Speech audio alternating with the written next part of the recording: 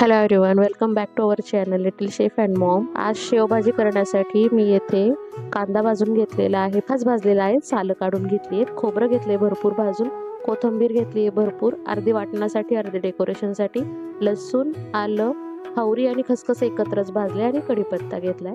फोडणीसाठी तेलामध्ये छान कडकडीत तेल झाल्यानंतर हिंग टाकले, मोहरी मस्त तडतडू द्यायची, मग जिरे घालायचे, जिरे छान तडतडू द्यायचे आणि मग कढीपत्ता घालायचा। कढीपत्ता चांगला चुटचुटला की त्याच्यामध्ये टोमॅटो घातलाय। आता टोमॅटो मी इथे कापा करून घेतल्यात, तुम्ही वाटणामध्येच डायरेक्ट वाटून घेतला तरीही चालेल, पण मला असा आवडतो म्हणून मी हा तेलावरती छान असा तळून घेतलीये। छोट्या छोट्या स्टेप्स असतात, पण वेगवेगळ्या पद्धतीने करून पाहिलं की चवीमध्ये जो फरक पडतो तो आपल्या लक्षात येतो। तर छान असा तळला गेलाय बघा टोमॅटो। आता यामध्ये आपण जे वाटण केलेलं आहे ते टाकायचं आहे। फोडणी प्रॉपर खमंग बसली ना की कुठली भाजी एकदम टेस्टी लागते।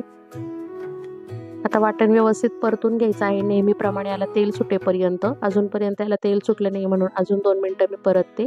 आता साईडने तुम्ही बघू शकता तेल सुटलेलं आहे, त्यामध्ये मी घातलेलं आहे हळद, नेहमीचेच आपले साधे मसाले, धना पावडर, तुम्ही धणे भाजून पण वाटणामध्ये घेऊ शकता, लाल तिखट टाकलेलं आहे रंगाचं आणि चवीचं, अगदी थोडासा खडा मसाल्यांचा मसाला आहे, हा तिखट असतो म्हणून मी थोडासा टाकला। मसाले टाकल्याच्या नंतर व्यवस्थित परतून घ्यायचं, खाली चिटकत असेल तर थोडंसं पाणी टाकायचं आणि पुन्हा एकदा व्यवस्थित असं परतून घ्यायचं। परत थोडंसं तेल सुटल्यासारखं होतं मसाल्यांना।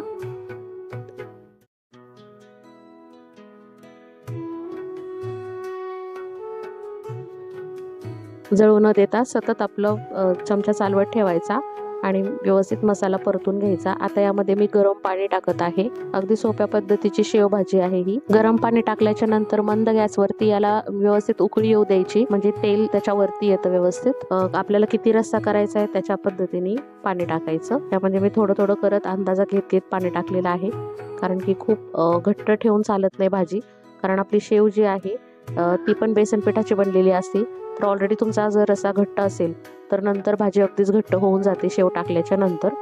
आता शेव या 2 प्रकारच्या मिळतात मार्केटमध्ये, ही आहे पातळ शेव, ही पण शेवभाजीसाठी वापरली जाते, आणि ती दुसरी जी आहे जाड शेव ती पण वापरली जाते।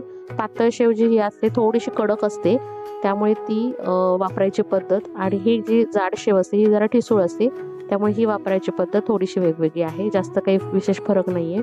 आता ही जी शेव आहे ना पातळ, ती कडक असते त्यामुळे ती लगेचच विरघळत नाही।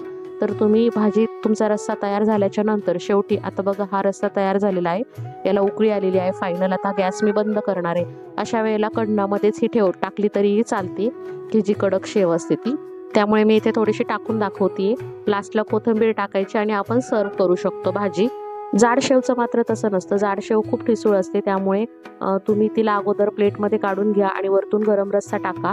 अशाच पद्धतीने ती जर सर्व केली तर तुमचं जेवण होईपर्यंत ती व्यवस्थित राहते, अन्यथा ती खूप मेल्ट होऊन जाते गरम रश्श्यामध्ये। सोप्या पद्धतीने केलेली चमचमीत अशी शेवभाजी। व्हिडिओ आवडला असेल तर लाईक करा, नवीन असाल तर चॅनलला सबस्क्राईब करा। Thank you very much for watching.